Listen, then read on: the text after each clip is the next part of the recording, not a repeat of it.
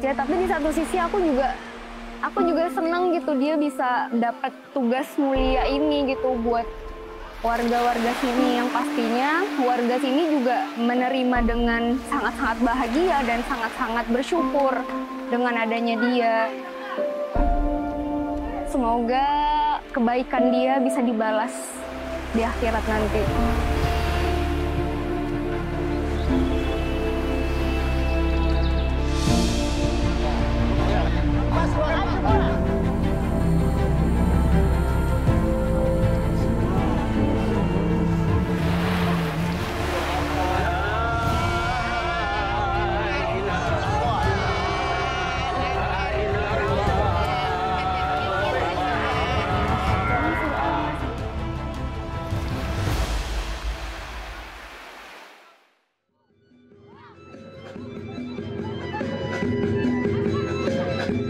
Sebelumnya aku nggak tahu ada yang namanya Desa Bitorik di pedalaman Maluku sini. Karena memang ternyata Desa Bitorik ini sendiri itu nggak ada di Google Maps. Dan memang perjalanan ke sini pun itu sangat-sangat jauh.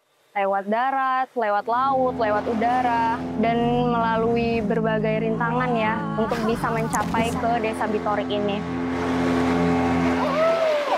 Di sini masyarakatnya rata-rata mayoritasnya sebagai nelayan, tapi tantangannya itu di musim timur ini anginnya, ombaknya itu kencang, tapi kalau udah musim barat lebih dahsyat lagi sih ombaknya, jadi lebih bahaya. Jadi bisa dibilang sebenarnya mereka setahun itu waktu untuk bisa mencari nafkah yang benar-benar proper itu sangat-sangat kurang ya.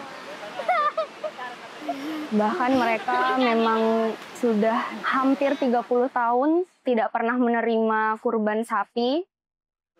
Makan daging sapi pun jarang, mungkin bisa dihitung jari ya. Di kampung kami ini satu saja sulit sama untuk masyarakat perempuan maupun laki-laki semua. Bingung untuk artinya kali ini Bitorik bisa dapat sampai korban di Bitorik sampai sebanyak itu. Pas kemarin kita nyampe di Desa Bitorik ini, itu kita disambut luar biasa sekali ya sama warga-warga di sini. Mereka bahkan jemput kita ke Manggis untuk bawa sapinya, mereka bantuin kita berbondong-bondong hanya untuk menyambut kurban yang akan dilaksanakan di desa ini.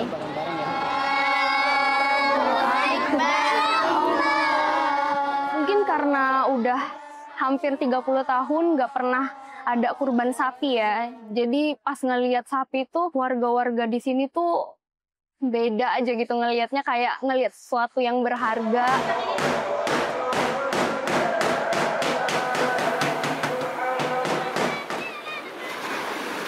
Rasanya terharu banget. Karena ya bayangin aja di desa ini selama berpuluh-puluh tahun mereka kurban hanya kambing gitu, bukan sapi. Dan tahun ini setelah penantian yang cukup panjang, mereka bisa mengumandangkan takbir itu dengan kurban sebanyak 9 sapi.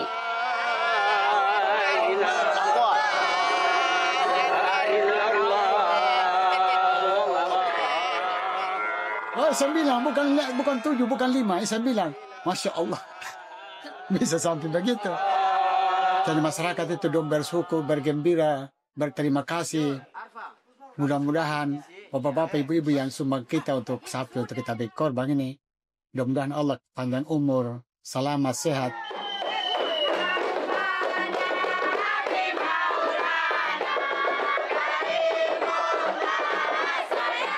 Ya, aku punya sapi kesayangan, disembelih hari kedua hari ini. Kenapa bisa jadi sapi kesayangan? Karena menurut aku di antara sapi-sapi lainnya, dia yang paling bisa mengerti gitu. Ketika aku ajak berinteraksi, dia bisa membalas itu. Ya bisa berasa gitu, feelingnya, emosionalnya gitu. Apalagi pas dipotong, itu wah hancur banget sih. Dengan matanya yang nggak berkedip, itu dia takut banget. Ya tapi di satu sisi aku juga senang gitu dia bisa dapat tugas mulia ini gitu buat warga-warga sini, yang pastinya warga sini juga menerima dengan sangat-sangat bahagia dan sangat-sangat bersyukur dengan adanya dia. Jujur saja anak-anak saya gembira. Anak-anak bilang, "Mama, kita makan daging."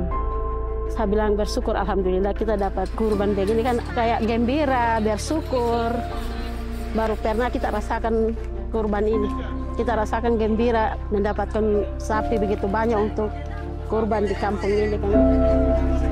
Selama ini kan kita nggak pernah berkurban, masyarakat nggak pernah berkumpul dan merasakan hal senang seperti begini. Artinya pas hari ini kita berkurban dengan mereka, mendengar bahwa kita mendapatkan kurban yang begitu banyak, mereka punya semangat, itu bagian daripada semangat kami pemuda juga. Mudah-mudahan ke depan bisa kita rasakan seperti ini lagi, kurban seperti ini lagi. Melihat antusias warga yang sebegitunya, terharu banget.